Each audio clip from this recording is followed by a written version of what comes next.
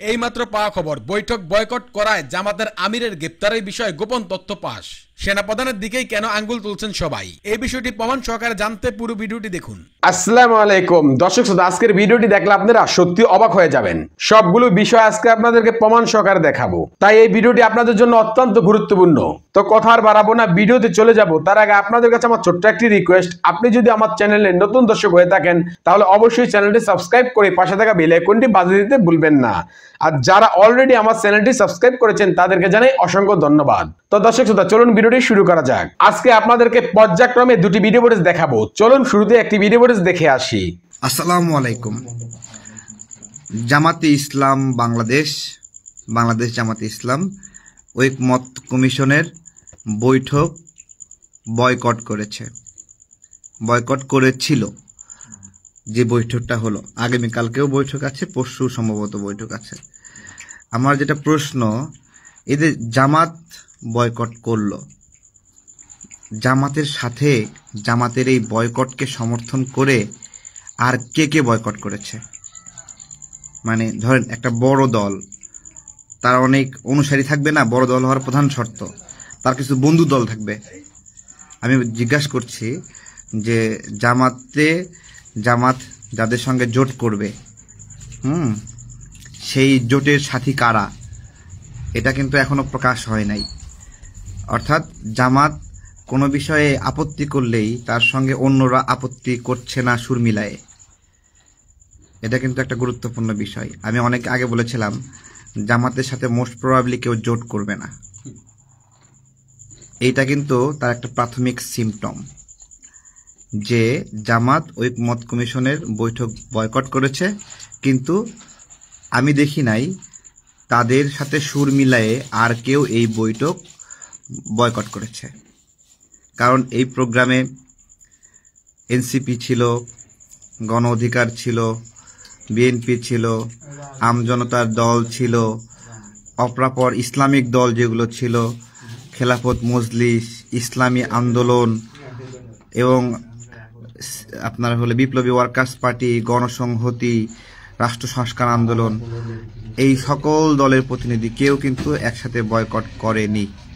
তো এটা জামাতের জন্য একটা প্রাইমারি লেসন যে রাজনৈতিক মেরুকরণে চূড়ান্তভাবে তাদেরকে অনেকে হাওয়া দিতে পারে, কিন্তু প্রকৃতপক্ষে তাদের সাথে রাজনৈতিক বন্ধুত্ব বা জোট কেউ মনে হয় করবে না। জাস্ট আমার মনে হয়, ঠিক আছে? এইটা কেন করবে না আমি জানি না।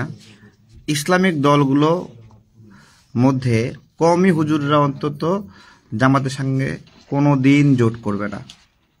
কেন জোট করবে না আমি মনে করি, কওমি হুজুররা মনে করে জামাতে ইসলাম ক্ষমতায় আসলে তাদের কওমি যে একটা ইস্টাবলিশমেন্ট, ওই ইস্টাবলিশমেন্ট জামাত খেয়ে ফেলবে, এটা মনে করে। তো এই মনে করা থেকে মসজিদে যেই কওমি ঘনা হুজুররা আছে তারা ব্যাপকভাবে জামাত বিরোধী, ঠিক আছে? এবং বিভিন্ন মাদ্রাসাগুলোতে তারা ঐক্যবদ্ধভাবে জামাত বা শিবিরের উত্থানটাকে ঠেকিয়ে রাখে। এটা একটা কারণ বললাম। অন্যান্য দলগুলোর ক্ষেত্রে এইরকম কারণ আছে কিনা আমি জানি না। হ্যাঁ, তো এটা হলো একটা বিষয়। দেখা গেল সামনের নির্বাচনে কি হবে, মানে জামাতকে যে একাই থাকতে হবে, শেষমেশ একাই লড়াই করতে হবে। এটা একটা হালকা পাতলা একটা প্রমাণ যে জামাতের সাথে অন্য কেউ ঐকমত্য কমিশন বয়কট করলো না আর কি। তারা একাই বয়কট করলো, এবং তারা বয়কট করলো কি করলো না এর দেশের জন্য কোনো ফ্যাক্টর না, অন্যান্য রাজনৈতিক দলের জন্য কোনো ফ্যাক্টর না। ঐকমত্য কমিশনে সবাই গেল, মিটিং করলো, কি বিষয়ে সিদ্ধান্ত হলো সবাই প্রেস ব্রিফিং করে জানাই দিল। এখন এই বয়কট করে লাভ কি হলো? অনেকে রাখতেছে আমার উপরে, খুব করে চেতেছে, ঠিক আছে ভাই, বাস্তবতা এটা, ঠিক আছে? জামাতের সাথে কেউ জোট করবে না হয়তোবা। আমার যেটা মনে হয়, বিভিন্ন দল ওই রকম হালকা পাতলা পরকের মতো, কাছে আসি দূরে যাই, ঠিক আছে? এরকম বাহির বলো দূরে থাকি, ভিতর বলো আসো না, এরকম তো এরকম জামাতের সাথে যাবে বিএনপির সাথে একটু দাম বাড়ানোর জন্য, ঠিক আছে, কিন্তু আলটিমেটলি শেষ পর্যন্ত বিএনপির সাথেই চলে যাবে। এটা আমার একটা ক্যালকুলেশন মনে হয় আর কি। তো যাই হোক, ভালো থাকবেন সবাই। আমার এমনি মনে হচ্ছিল, ঠিক আছে, তাই বললাম। এটাতে জামাতের ভাইদের রাগ করার কোনো কারণ নাই, কারণ জামাতকে খারাপ বলি নাই, তাদের গালি দেই নাই, জাস্ট একটা বাস্তবতা বললাম। জামাত বয়কট করলো, তার সাথে তারা আর কাউকে রাজি করাইতে পারলো না বয়কট করানোর জন্য। তাদের কোনো বন্ধু নাই যারা তাদের এই বয়কটে অন্তত বলবে আমরাও বয়কট, এইটা আর কি। ভালো থাকবেন। আপনার হলো অবশ্য জামাতের সাথে পিনাকি দাদা আছে, ঠিক আছে, ইলিয়াস ভাই আছে, তো এতেই চলবে, জামাতের আর কারো লাগবে না, ঠিক আছে নাকি? তো জামাতের সাথে আপনার হলো ঐক্য না হওয়ার একটা অন্যতম কারণ বলি, শোনেন।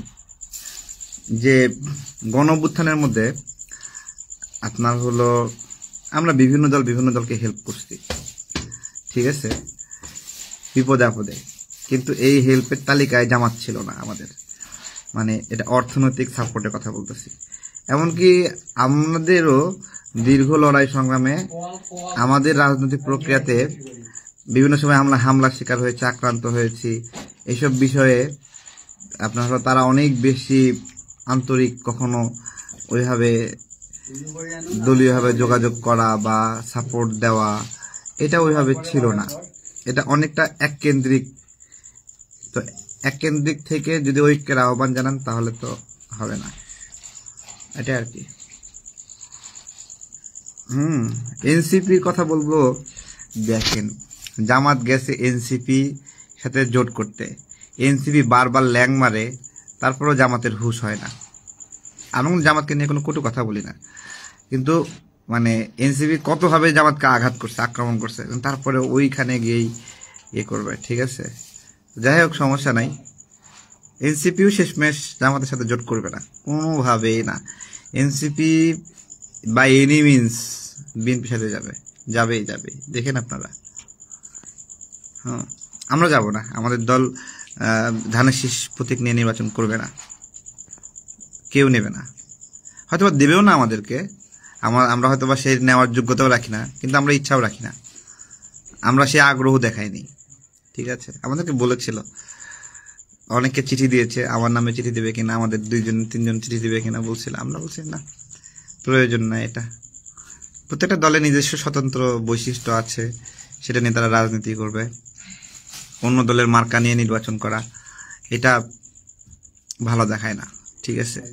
রাজনৈতিক দেউলিয়াত্ব, ধরেন মানে যারাই যখনই ধানের শীষ নিয়ে বা অন্য মার্কা নিয়ে, নিজের দল থাকতে নৌকা মার্কা নিয়ে নির্বাচন করা লাগে।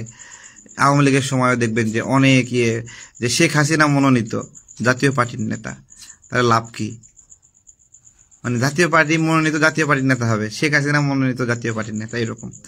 তো এরকম যদি হয় যে তারেক রহমান মনোনীত মানে হলো অমুক দলের নেতা, তাহলে কেমন করে হবে? এগুলো আসলে হয় না। প্রত্যেকটা দলের যেটুকু যার আছে ওইটুকু নিয়েই নির্বাচন করতে হয়, ওইটুকু নিয়েই সমর্থন অসমর্থন যা আছে, এটা আর কি। তো ভালো থাকবেন সবাই ইনশাল্লাহ। আশা করছি আপনারা পুরো ভিডিওটি মনোযোগ সহকারে দেখেছেন এবং এখানে কি বলা হয়েছে তাও বুঝতে পেরেছেন।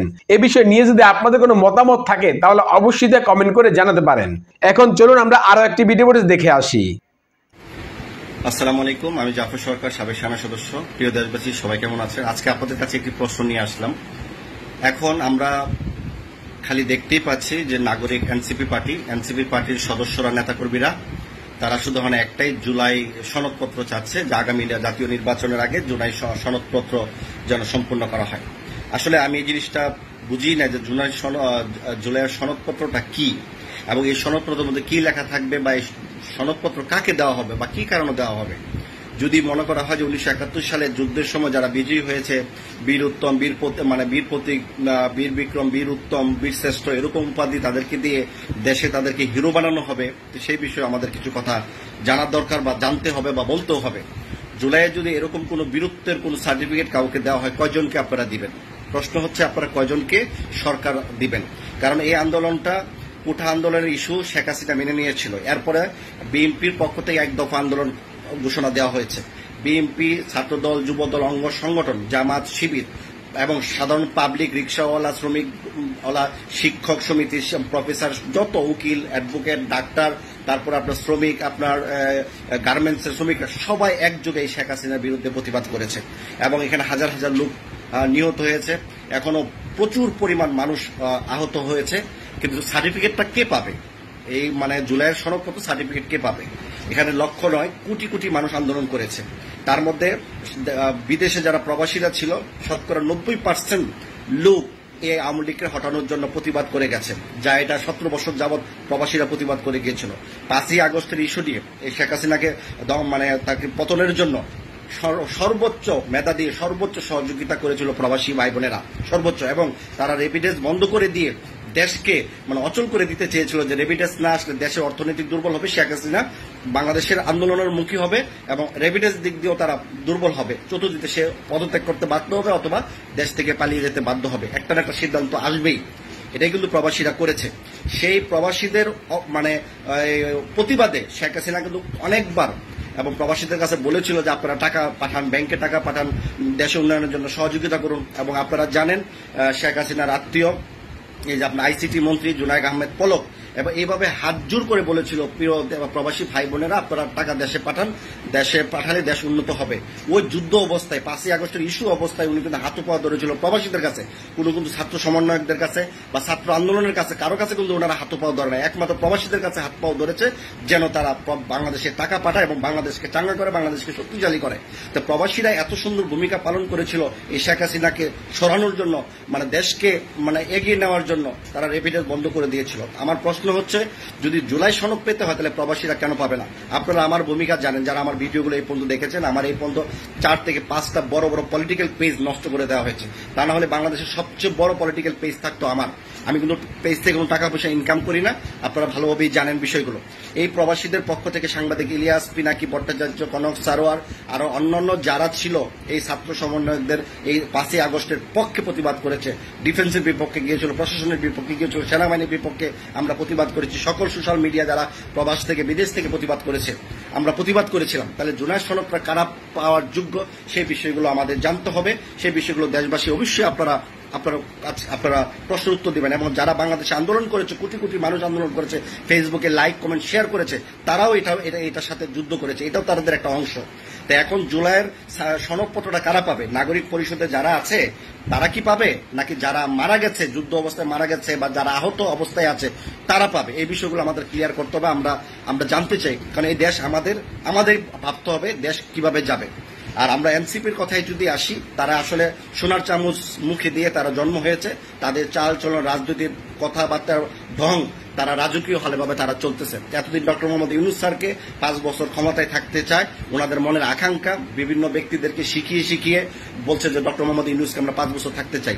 অথচ 17 বছর এই বিএনপি সরকার যেভাবে নির্যাতনভাবে নিপীড়ন হয়েছে, এই প্রায় 1 কোটির উপরে মানুষের নামে মামলা, বিএনপি নেতাকর্মীর মামলা, 70 লক্ষ মানুষ জেল খেটেছে, বাড়ি ঘর ছেড়েছিল। তখন কিন্তু সারা বাংলাদেশের মানুষ শেখ হাসিনার বিরুদ্ধে অবস্থান নিয়েছিল। তখন কিন্তু সবাই বলেছিল যে বিএনপি ক্ষমতা না আসা পর্যন্ত এই দেশ ঠিক হবে না, শেখ হাসিনার পতন হবে না। বিএনপি ছাড়া কোনো একটা দলের ক্ষমতা ছিল শেখ হাসিনার বিরুদ্ধে কথা বলার? তারপরে রাজপথে কিন্তু বিএনপি ছিল। আপনারা ভাববেন না যে আমি বিএনপির জন্য কথা বলছি, যেটা লিগেল এই 17 বছর ধরে কাজ করছে। তো এই বিষয়গুলো যখন ডক্টর মোহাম্মদ ইউনূস স্যার লন্ডনে গিয়েছিলেন, তারেক রহমান সাহেবের সাথে একটা সুন্দর একটা গঠনমূলক একটা তারা মিটিং করেছেন রাষ্ট্র বাংলাদেশ নিয়ে, আগামী নির্বাচন নিয়ে। এরপরের থেকে এনসিপির মাথা গরম হয়ে গেছে, জামাতে ইসলামের মাথা গরম হয়ে গেছে। কেন করবেন? কারণ বাংলাদেশের সবচেয়ে বৃহত্তম রাজনৈতিক দল হচ্ছে বিএনপি, তার সাথেই তো রাজনৈতিক দল মানে বসে একটা সিদ্ধান্ত নেওয়া হচ্ছে। সারা বাংলাদেশের যতগুলো রাজনৈতিক দল আছে তার 25% মানে তার 3 ভাগের 1 ভাগও তো জনসংখ্যা, মানে বিএনপির 3 ভাগের 1 ভাগও সারা বাংলাদেশের যতগুলো রাজনৈতিক দল আছে তার 1 ভাগও নাই। সেটা কি আপনারা ভুলে গেছেন? তো যেখানে যাকে মূল্য সেখানে তাকে দিতে হবে। একটা কথা মনে রাখবে, শহীদ প্রেসিডেন্ট জিয়াউর রহমান আদর্শ, তার গর্বিত সন্তান জনাব তারেক রহমান সাহেব জিয়াউর রহমান দেশের জন্য কি করেছেন নতুন প্রজন্ম অনেকেই জানে না। বাংলাদেশের একমাত্র রাষ্ট্র গড়ার কারিগর হচ্ছে প্রেসিডেন্ট জিয়াউর রহমান ছিলেন। আর বেগম খালেদা জিয়া 3 বারের প্রধানমন্ত্রী ছিলেন। উনি বাংলাদেশের জন্য কি করেছেন, ওনার আচার আচরণ ভদ্রতা, সেগুলো ইয়াং জেনারেশন অনেকে 17 বছর যাবৎ নির্বাচনের বাইরে ছিল, ক্ষমতার বাইরে ছিল বিএনপি, অনেকেই জানেন না। বেগম খালেদা জিয়ার নামে সার্চ করেন ওনার বেগম খালেদা জিয়া কি কি দেশের জন্য উন্নয়ন করেছে, নিঃস্বার্থভাবে কি করেছে। তারপরও শেখ হাসিনার অত্যাচারে, নিপীড়ন, নির্যাতনে উনি দেশ ছেড়ে পালিয়ে যান। ওনাকে অনেক অফার দেওয়া হয়েছিল, আপনি রাজনীতি ছেড়ে দেন, বিদেশে চলে যান, এই দেশ আওয়ামী লীগ চালাবে। যদি শেখ খালেদা জিয়া যদি নিজের স্বার্থ দেখতো, বৃদ্ধ বয়সে এক সন্তানকে হারিয়েছে আরাফাত রহমান কুকু সাহেবকে, আর আরেক সন্তানকে নাতিপুতি নিয়ে লন্ডনে উনি সুখী থাকতে পারতেন যদি দেশের জনগণকে যদি উনি ভালো না বাঁচতেন, জনগণের চিন্তা না করতেন, গণতন্ত্রের কথা চিন্তা না করতেন, তাহলে কিন্তু উনি ঠিকই লন্ডনে চলে যেতেন। আজকে বাংলাদেশে উনি ধুকে ধুকে বিনা চিকিৎসায় উনি কষ্ট করে কষ্ট পেয়েছেন, তারপর জনগণের পাশে থেকে গণতন্ত্র উদ্ধারের জন্য উনি কাজ করে গেছেন। সেই খালেদা জিয়া দেশের জন্য কি করে গেছেন একবার আপনারা গুগলে সার্চ করে দেখবেন। আর এনসিপি পার্টিরা যদি দেখা যেত স্বার্থের জন্য বিএনপির জন্য ওনারা কাজ করছে বা বিএনপির সাথে মিটিং করছে, এখন এনসিপি পার্টিরাই চাইবে যে ডক্টর মোহাম্মদ ইউনূস আজকেই দেশ ত্যাগ করে চলে যাক, আজকে ত্যাগ করে চলে যাক। ওনারা ডক্টর মোহাম্মদ ইউনূস স্যারের উপর নির্ভর করে ওনারা ভাবছিল সচিবালয় থেকে শুরু করে এসপি, ডিসি, ডিআইজি, বড় বড় বন্দরের চেয়ারম্যান, বড় বড় রাজুকের চেয়ারম্যান, আপনার তিতাসের চেয়ারম্যান, আপনার দুদুকের চেয়ারম্যান, এনবিআর এর চেয়ারম্যান, আপনি মনে করেন সমস্ত যত বড় বড় ডিপার্টমেন্ট আছে সব কিছু কিন্তু তারা নিয়ন্ত্রণ করেছে। তাদের ইশারা ছাড়া কোনো কিছু না। সচিবালয়ের প্রত্যেকটা জায়গায় তাদের অবস্থান, ছাত্র সমন্বয়কদের অবস্থান, তারা যা বলতো ওদেরকে এইভাবেই পোস্টিং করা হতো। আর সেই পোস্টিংগুলো কিন্তু বিনা পয়সায় হতো না, শত শত কোটি টাকার বিনিময়ে বড় বড় জায়গাগুলো পোস্টিং করা হতো। এগুলো কিন্তু আমরা আপনাকে বারবার মেসেজ দিচ্ছি, কারণ দেশ আমাদের, এইসব দুর্নীতি আমাদের রুখতে হবে। আওয়ামী লীগকে সরাই যদি আমরা আরেক দুর্নীতিবাজদেরকে সুযোগ দেই, সেগুলো তো আমাদের জন্য অন্যায়। যারা প্রতিবাদ করে, যারা প্রতিবাদ না করে, তাহলে পার্থক্যটা কতটুকু হচ্ছে। আমি প্রতিবাদ করব, সেটা আমার জন্য লিগেল, আমি দেশপ্রেম, আমার লিগেল আছে, গণতন্ত্র অনুযায়ী আমার দেশের জন্য ভালো কিছুর জন্য প্রতিবাদ করব। অন্যায় তারাই করে যারা প্রতিবাদ দেখে, তারা চুপ করে, তারাও কিন্তু এই দুর্নীতির সাথে সামিল যদি আমি প্রতিবাদ না করি। বিবেক হচ্ছে সবচেয়ে বড় আদালত, আপনি বিবেক দিয়ে কাজ করবে। এই দেশ আমার আপনার সকলের, এই বিষয়গুলো মানতে হবে। তো এখন এনসিপি চাচ্ছে, এনসিপির তো পুরো স্বপ্ন ছিল যে ডক্টর মোহাম্মদ ইউনূস সাহেবকে দিয়ে সবাইকে মাইনাস করে দেয় এনসিপি, 20-50 জন, 100, 200, 500 লোক নিয়ে ওনারা রাষ্ট্র ক্ষমতা 300 আসন নিয়ে রাষ্ট্র ক্ষমতায় চলে আসবে। যারা একটা মেম্বার হওয়ার যোগ্যতা যাদের নাই, মেম্বার হওয়ার সমর্থন তাদের জনবল নাই, তারা 300 আসন দিয়ে দেবে। এই হ্যাডমগুলো তারা কোথায় পেয়েছিল? এখন যখন দেখছে ডক্টর মোহাম্মদ ইউনূস স্যার তারেক রহমান সাহেবের সাথে মিটিং করে, তাদের তো কলিজায় পানি নাই। তাড়াতাড়ি জুলাই সনদপত্র দিতে হবে। এই জুলাই সনদপত্রটা কাকে দিবে, কিভাবে দিবে, এই সনদপত্র দিয়ে কি হবে, সেইগুলো আমাদের জানতে হবে। প্রিয় দেশবাসী, সবাই লাইভটা শেয়ার দেবেন এবং পেজটা ফলো দিয়ে থাকবেন। আমার এই প্রশ্নের উত্তর কিন্তু আপনাদের সকলকে দিতে হবে এবং দেওয়া উচিত। আমি মনে করি এই প্রশ্নগুলো আপনাদের, এটা দেশের ভালোর জন্য আমরা বলছি। শেখ হাসিনা পতনের জন্য শুধু আপনার ছাত্র সমন্বয়করা এই সারা বাংলাদেশ, শুধু ঢাকা না, সারা বাংলাদেশে আনাচে কানাচে ইউনিয়ন পর্যায়ে সমস্ত ছাত্রছাত্রী, অভিভাবক সবাই আন্দোলন সংগ্রাম করেছিল। না আপনার 2-4-5 লক্ষ লোক আন্দোলন করেছিল, 10 লক্ষ ছাত্র আন্দোলন করেছিল। এই আন্দোলনের মূল দিয়েছিল মিনিমাম 4 থেকে 5 কোটি লোক আন্দোলন করেছিল। ওই এখন যদি ছাত্র সমন্বয়কদের অধীনে যদি এই আন্দোলন হতো, এনসিপির পক্ষে যদি আন্দোলন হতো, তাহলে এনসিপি মিটিং করলে মাত্র 100-200 লোক, 300 লোক, 500 লোক, 1000 লোক হয়। তাহলে তাদের নেতাকর্মী তো আছে 2-4-5 লোক, তাহলে 1000 লোক হবে কেন মিটিংয়ে? এই বিষয়গুলো আমাদের কমন সেন্সে ইউজ করতে হবে। প্রিয় দেশবাসী, সবাই লাইভটা শেয়ার দিবেন এবং জুলাই সনদ কেন এত গুরুত্বপূর্ণ এই বিষয়গুলো সবাই ক্লিয়ার করবেন। ধন্যবাদ সবাইকে। আসসালামু আলাইকুম। আশা করছি আপনারা এই ভিডিওটিও মনোযোগ সহকারে দেখেছেন এবং এখানে কি বলা হয়েছে তাও বুঝতে পেরেছেন। এই বিষয় নিয়ে যদি আপনাদের কোনো মতামত থাকে তাহলে অবশ্যই তা কমেন্ট করে জানাতে পারেন। ভিডিওটি এ পর্যন্তই, দেখা হচ্ছে পরবর্তী ভিডিওতে। সে পর্যন্ত সবাই ভালো থাকবেন, সুস্থ থাকবেন। আল্লাহ হাফেজ।